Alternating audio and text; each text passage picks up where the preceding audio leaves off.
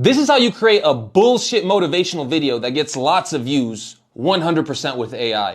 Now, I'm gonna really teach y'all how to make your Instagram look like you work hard, like you're someone inspirational. All right, deep down you know you ain't shit, but it's okay. The girls ain't gotta know that, right? The girls gonna think you the next David Goggins. First thing you do is you go to Midjourney and you generate photos of famous people that are inspirational, okay? For the purpose of this video, we're gonna choose some famous philosopher like Aristotle, Socrates, Pluto, Plato.